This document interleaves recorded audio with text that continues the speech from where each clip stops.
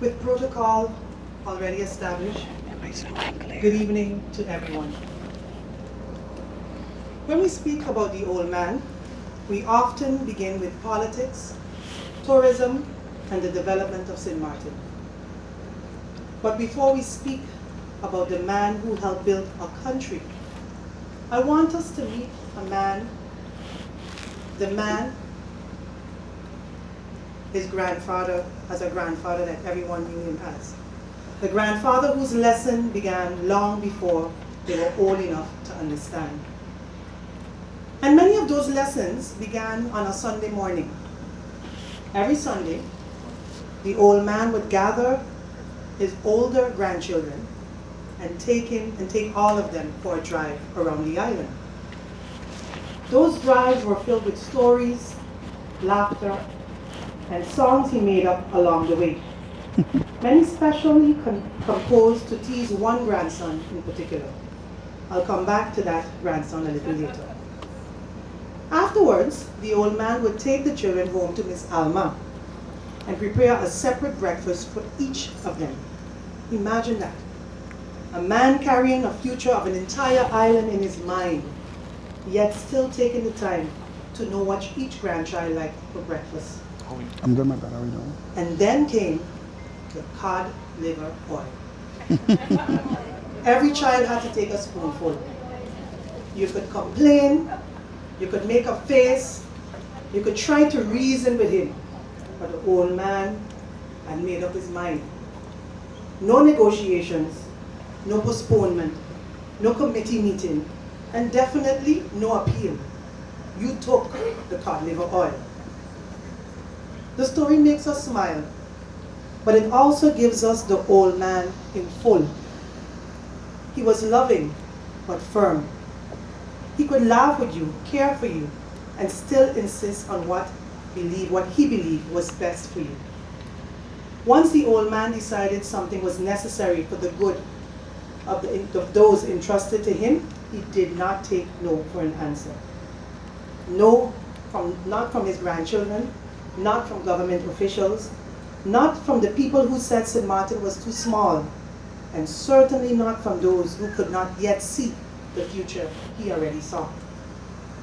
That same determination that placed a spoonful of cod liver oil before his grandchildren helped place St. Maarten before the world. That is why I begin with family. This family story. Because with the old man, family and country was never far apart.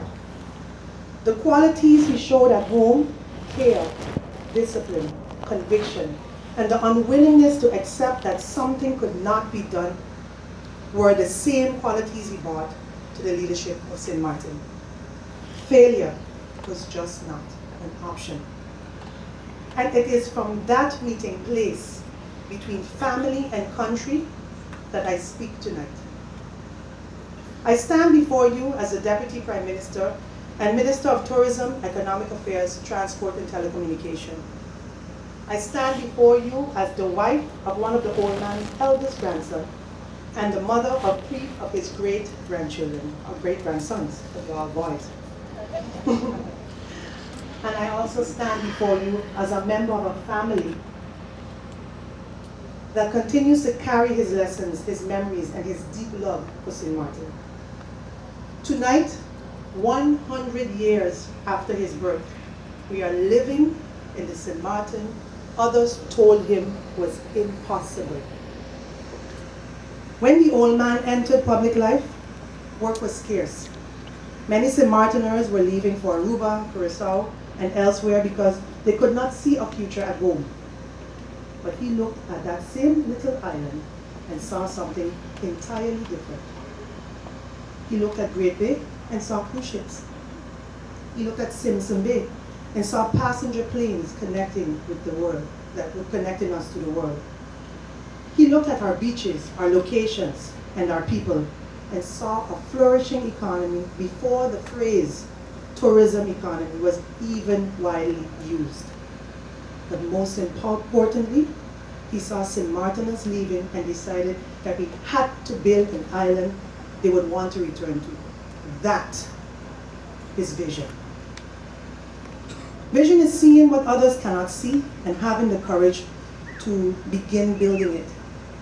The old man and Clem LaBega traveled abroad to promote St. Maarten when government had very little money. Sometimes they could afford only one hotel room, so they would share it. They traveled with determination and belief in this little rock. They persuaded hotels, cruise lines, and investors to take a chance on a St. Maarten the world had not yet discovered. Little by little, the island changed. Hotels came, jobs came, cruise ships came. Our people began coming home. The airport developed, the harbor developed, roads and communities expanded. St. Maarten began moving from isolation to opportunity. When the old pier that carried his name was being constructed, the old man took on a hard hat and helped me work in the breeze. That was his thought. Leadership was not pointing from afar. Leadership was putting your hands to the work. And as Minister of Tiat, I walk through the old man's legacy every single day and every minute. Every aircraft landing at the Princess Juliana International Airport, every cruise ship entering this harbor, and every St. Maartener earning a living from tourism is part of it. He understood that our greatest resources was not beneath the ground. Our greatest resources was and remains the people. Our friendliness, our adaptability, and our courage to begin after every storm. And now I return to that grandson the old man so often teased in his Sunday morning songs. That grandson was Theo. Those drives taught Theo to know St. Maarten. But before he was even old enough to vote, the old man was already teaching him how leadership worked. Theo was only 15 years old when the old man entrusted him with an important task.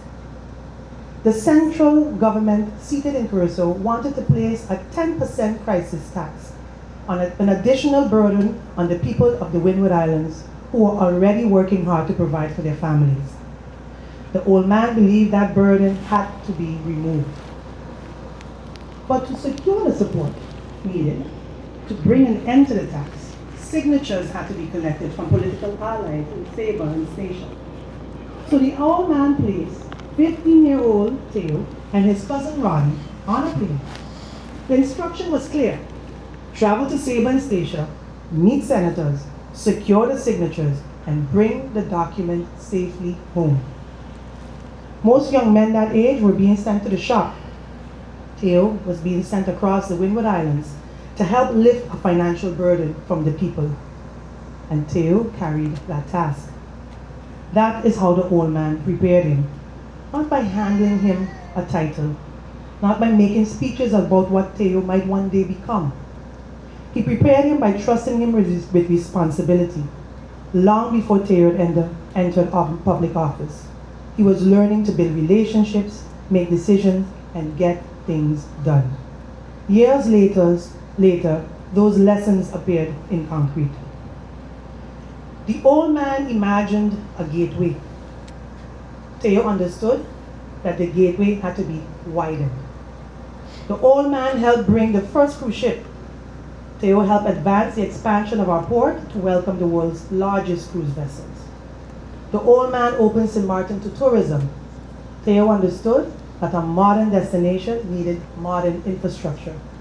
When Phillipsburg needed new energy, Theo pushed for the development of the boardwalk. The old man showed St. Maarten what was possible.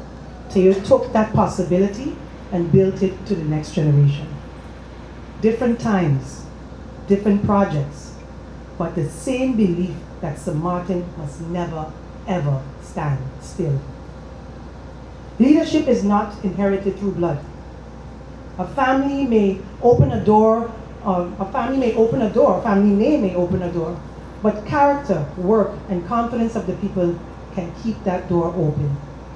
Theo had to establish his own record. And we do not have to agree politically to be honest historically. We can disagree about personalities, we can disagree about parties, we can disagree about decisions made along the way, but we should never allow political rivalry to erase the work that helped shape our country.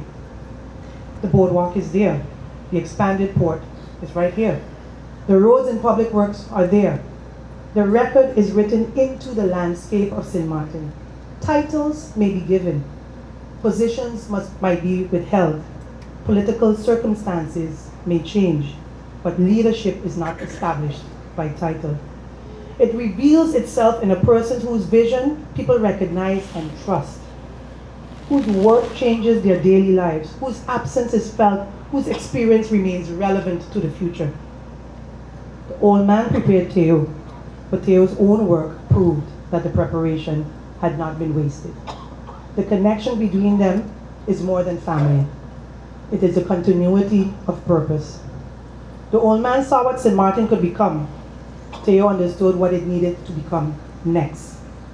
Today, at another uncertain moment in our history, the qualities our countries need are not unfamiliar to us.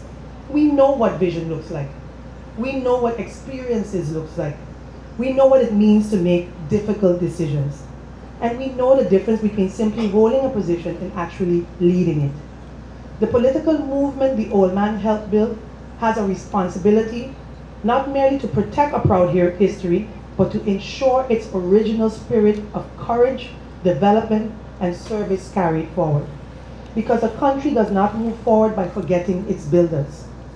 It moves forward by recognizing when one of them is still ready to build. My people, tonight cannot only be about looking backwards. Let us make government work for the people. Let us give our young people a reason to stay with those who left, and a reason for those to come, and a reason for them to come back home. Let us put aside division that keeps us standing still, and let us recognize vision, experience, and leadership when they stand before us. But remembrance must also take form. A legacy of this magnitude deserves a permanent place in the life of our country. With this in mind, the Council of Ministers is currently reflecting on how we can best give this spirit of appreciation a permanent place in our national calendar, ensuring that it reflects what matters most, honoring history, recognizing those who have contributed to our growth, and passing those same values on the generations to come. Because 100 years later, the old man still stands beside us.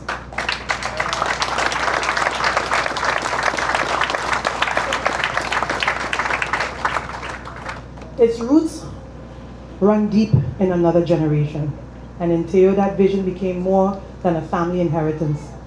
It became a legacy of service, sacrifice, and a deep enduring belief in the people and the future of St. Maarten. History will decide the titles attached to every chapter, but the people of St. Maarten will decide who carries the work further or forward. Whoever accepts that responsibility must understand the vision, the sacrifice, and the commitment upon which this country was built. The torch must be passed because the vision must continue. It must be carried forward by those who understand it, value it, and are willing to dedicate themselves to preserving and advancing it. That is what the old man would have wanted. That is what he wanted for his people. And that is what he wanted for St. Maarten. Happy 100th birthday to the old man. Your family remembers you. Your people speak your name. And the work you started is not finished. The vision continues, the road continues, and your hope for your people will continue. May God bless our people, and may God continue to bless our sweet St. Maarten. Thank you.